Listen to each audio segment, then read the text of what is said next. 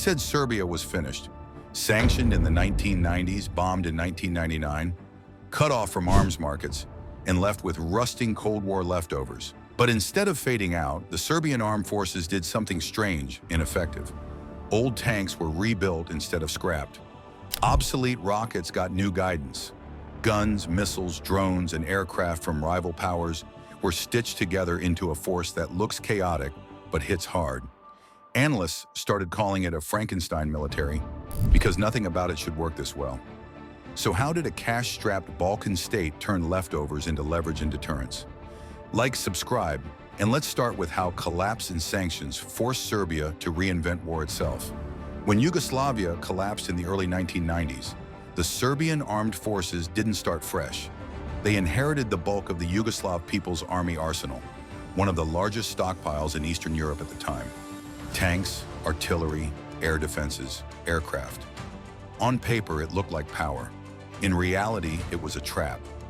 Most of the equipment dated from the 1960s to the 1980s. Spare parts depended on foreign suppliers that no longer answered the phone. Then came the arms embargo. Between 1992 and 1995, UN sanctions cut Serbia off almost completely from international weapons markets.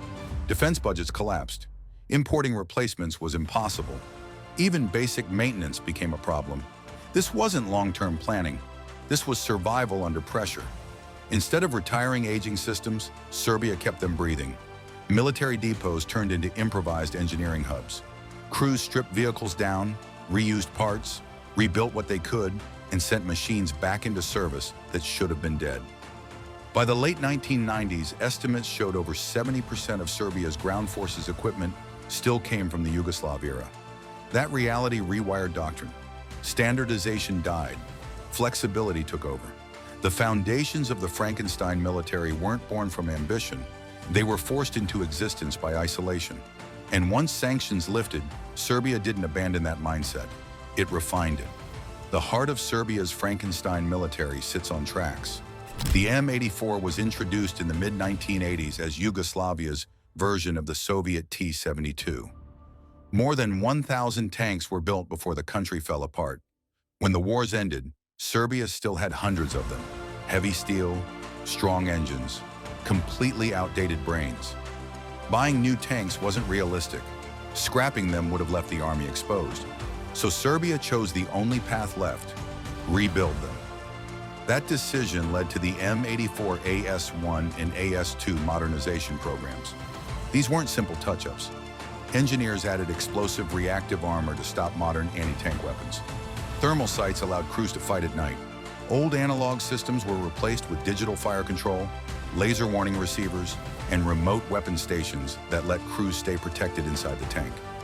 Later upgrades went even further, adding soft kill protection systems designed to confuse incoming missiles. Western-style electronics were quietly blended with Russian-inspired defenses, all wrapped around a Cold War hull. It shouldn't work, but it does. And that proved a dangerous idea. Old platforms don't need replacing if you can make them smarter. And if Serbia could do that with tanks, imagine what it did with rockets. If tanks were rebuilt, rockets were reused. The answer was the LRSVM Morava, introduced in the late 2000s. At first glance, it looks like a modern rocket system, but the real story is what it can fire and why that matters.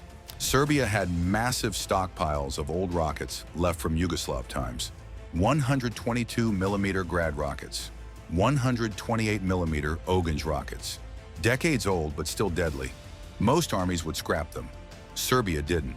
Morava was designed to fire multiple rocket calibers from the same vehicle using modular launch pods. Crews can switch rocket types quickly without rebuilding the system. The launcher sits on an 8x8 truck, giving it high mobility and road speeds over 80 kilometers per hour.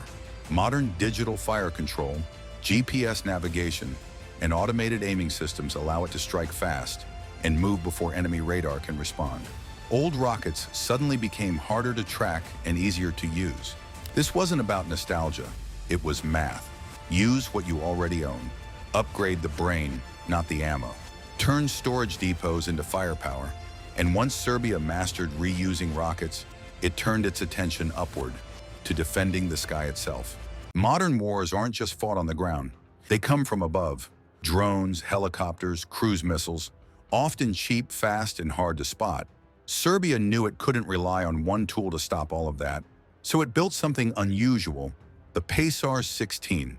Pasar-16 doesn't make a choice between guns or missiles. It uses both. The system mounts a 40mm anti-aircraft cannon for close targets and infrared-guided surface-to-air missiles for threats farther out. Everything sits on a mobile wheeled vehicle, so it can move with ground units instead of guarding one fixed spot. The gun is cheap to fire and deadly against drones and low-flying aircraft. The missiles handle faster and higher targets. Together, they form two layers of defense on a single platform.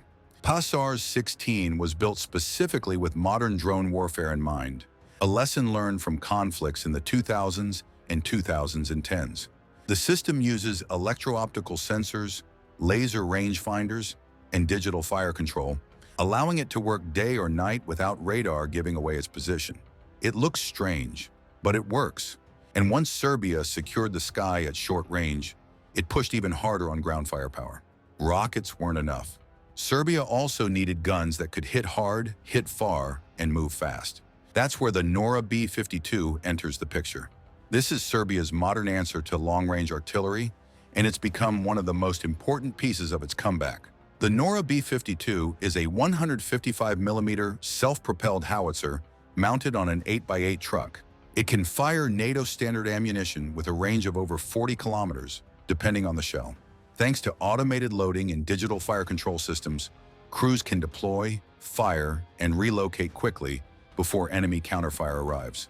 Serbian sources report that the system can fire multiple rounds in under a minute and be moving again almost immediately. This isn't just a domestic tool. Serbia has delivered over 130 Nora B-52 units, with more on order, and the system has been exported abroad. That matters. Exports bring money, jobs, and independence from foreign suppliers. The message is clear. Serbia isn't just reusing old weapons. It's building new ones and selling them. And once artillery was secured, the real engine behind it all came into focus: Serbia's defense industry itself. None of this works without factories running in the background. Tanks don't upgrade themselves. Rockets don't modernize on their own. The real backbone of Serbia's Frankenstein military is its domestic defense industry, led by the state-owned Jugoimport SDPR. Jugoimport isn't a small workshop. It coordinates hundreds of Serbian companies involved in weapons, vehicles, ammunition, electronics, and missile systems. From armored vehicles and artillery to drones and air defense systems, much of Serbia's modernization happens at home. According to public data, Jugoimport employs over 1,300 people directly and supports thousands more through subcontractors. This matters because it gives Serbia control. Upgrades don't need foreign approval. Repairs don't wait for spare parts to cross borders. Old systems can be redesigned, tested, and rolled back into service quickly. It's also profitable. Serbian weapons are exported to Africa, the Middle East, and Asia, bringing in revenue that feeds back into new development. This industry is why Serbia can mix old and new so easily. Engineers understand legacy systems because they built them. They understand modern tech because they integrate it themselves. The Frankenstein military isn't improvised chaos. It's industrial planning. And once Serbia had production locked down, it turned outward, balancing power, politics, and pressure in a tense region. So, Serbia's military comeback is calculated. Scarcity forced creativity, and creativity turned into doctrine. By rebuilding old tanks, reusing rockets, layering air defense, and backing it all with a domestic arms industry, the Serbian armed forces built something few expected: a compact force that punches above its weight without tying itself to one power block. In a region where history never stays buried and borders still carry memory, that matters. Serbia doesn't need to be the biggest army in Europe. It just needs to be strong enough that no one tests it lightly. And judging by the steel, the industry, and the strategy, that message is getting through. Is this hybrid model the future for smaller nations with limited budgets? And could this kind of military balance actually keep the Balkans stable? Comment your thoughts, like the video, subscribe for more, and we'll see you in the next one.